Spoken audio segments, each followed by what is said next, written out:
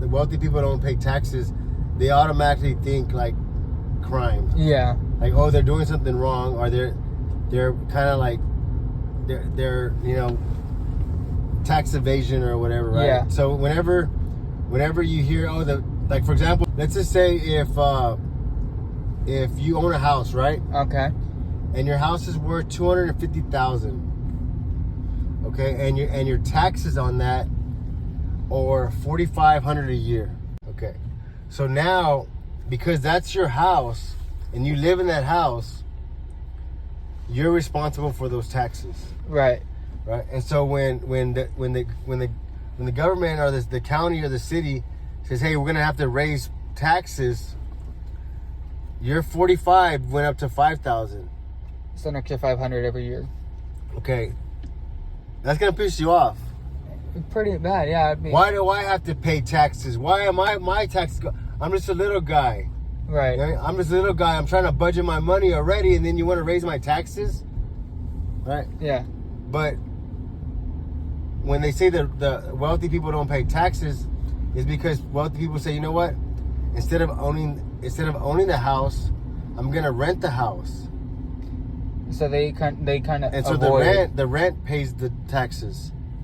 and they so avoid having to pay more. They avoid having to pay. They're not having to pay taxes because the tenant's paying the taxes. But the way it's structured, they're building equity. So they're actually building wealth. Because what happens with the property? So let me ask you this: so the house 10 years ago, is it worth the same? No. So if a house 10 years ago was worth $100,000, right? Right. Look at this. So look. Let's say you own a house. Okay. It's worth $100,000. And you say, you know what? I own this house. I'm gonna rent it out, and I'm gonna rent it to someone. They're gonna pay the rent. With the rent, I'm gonna pay taxes and insurance, right? And I'm gonna cash flow some money on that. So I'm making an income off that now. Right. Right. So the house that was costing you money is now making you an income. Okay.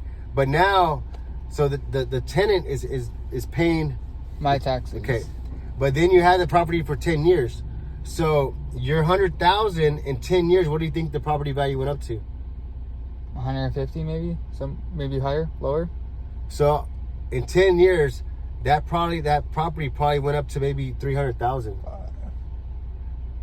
It's a lot. So what happened is so you're getting cash flow from the rent. You're paying the taxes and the insurance with the rent, right? Appreciation goes up, the property value goes up, right?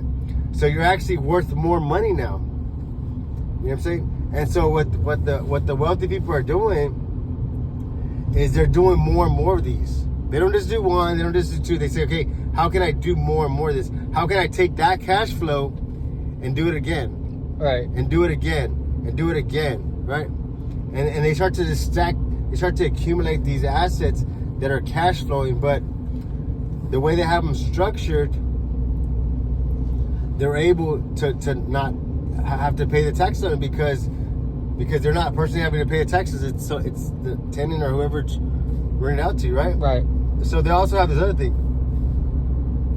So a lot of commercial buildings, it's called a triple net lease, right? So if someone owns a commercial building and they rent it to someone, they can do the lease where it's a triple net lease where they have to pay the taxes, insurance, and repairs, right? So basically, like, you own the property, they're paying all the taxes, they're paying everything, they're doing all that, and so you're left with this asset, you know. So it's not that the wealthy are manipulating the system.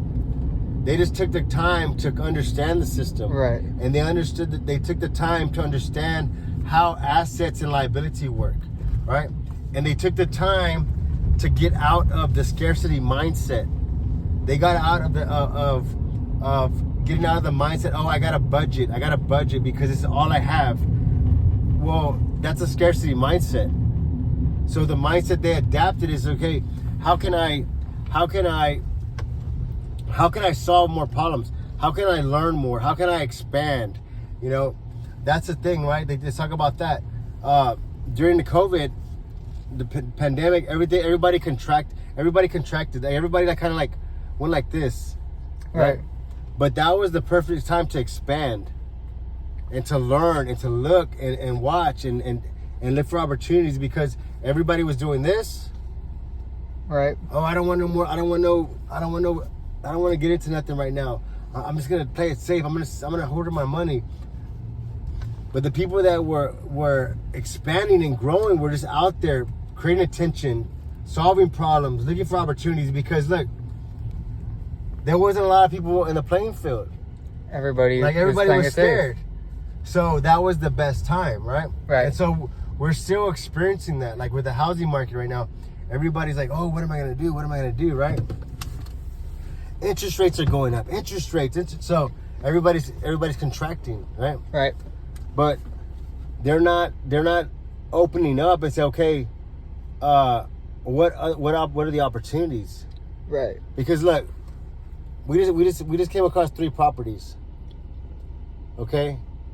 Not one that we say, oh, we can't do it right now because of the interest rate. You understand? Like that didn't even come up. We saw the, we saw the property. Because I'm not even thinking scarcity. I'm thinking, okay, opportunity. How can we capitalize on this? How can we negotiate? What is their pain point? Like, why are they wanting to sell it? How can we solve that problem for them and capture this property? Right. You understand? And so it's not that the wealthy don't pay taxes. It's just the wealthy, they take the time to educate themselves, and they take the time to learn and expand and figure out, okay, if this road is shut down, what other roads do we have? Instead of just and turning back around. if there's not a road, we'll fucking create a road.